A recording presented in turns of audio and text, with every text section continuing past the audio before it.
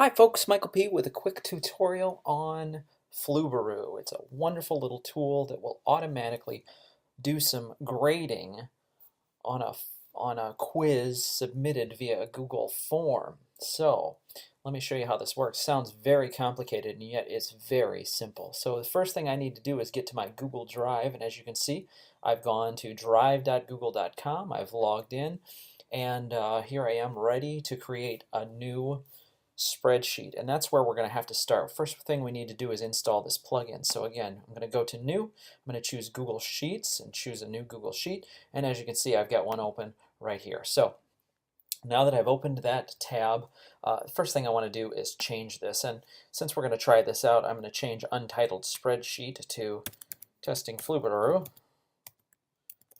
and that way we know what this particular spreadsheet is all about, and I can come back and delete this later. Here we go. I've renamed the document. You can see the name is showing right up there. And now we're going to go to a place that a lot of people probably haven't been to before called add-ons, and we're going to get a new add-on. Now add-ons are all kinds of things that have been developed, and you can see there's some of them listed down here, and Flubaroo is one of them.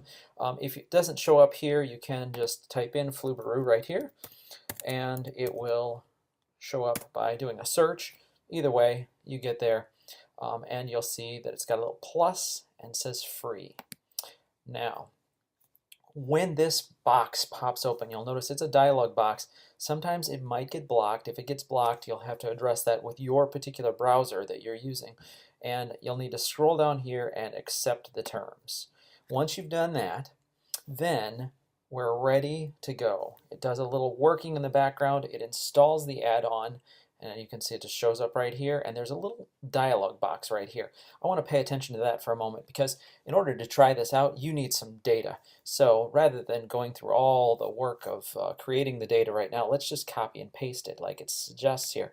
So I'm going to take this link that's right there and copy it and open a blank page and paste it in there. As soon as I do, it's going to take me to a Google spreadsheet that's been created that says try Flubaroo sample submissions. I'm just going to take this data right here and copy it, and then I'm going to jump back to my testing Flubaroo, close this little box here, in there, edit, paste, there we go. Now I have data in there that I can try this out with. So you can see down here I've got sheet 1, here's the data that I've pasted in there. Let's see what Flubaroo can do now. So we'll just pretend students have submitted this information via your Google form. Here it is. You're ready to go. We're going to click on add-ons, and now you can see there's this Flubaroo menu here, and one of the choices, grade assignment. So I'm going to click on that grade assignment. You'll see that it's working, and up pops this window. First thing that Flubaroo would like to do is identify what are these fields that you've got in here. So it's got name, etc., and this is a category that it sets. These are all student identifiers, so it's not going to use that for grading in any way. And then it gives values here. You can change that value if you want to, make it worth more, make it something that gets skipped, however you want to use that. And once you've confirmed those values, go ahead and click on continue. And after you continue, it'll go into the second step, which is where is the answer key. Flubaroo needs to know what's the right answer, what's the wrong answer, and you'll see in this sample data that we have, answer key is the first selection there. So click on the little radio button there to select it, and right down here I continue. Once I continue, it's going to do some grading. You'll see it doing its work. It's going to create a new spreadsheet, and then there's a little bit of data here, but what we're going to do right now is just skip past that. You can read that on your own time, and we're going to view the grades. So notice that my original spreadsheet changed the name to student submissions, so that's just that data there, and then it opened this new grades tab here. So this is where the power really comes in handy. I've got those tabs there, and up the top of the screen I've got a summary. There were 4 points possible, average student score, how many were submitted, etc.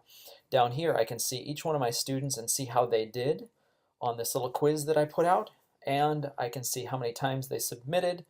I can email them a grade, but what I love about it is right here. See how it's looking at, here are the questions over here.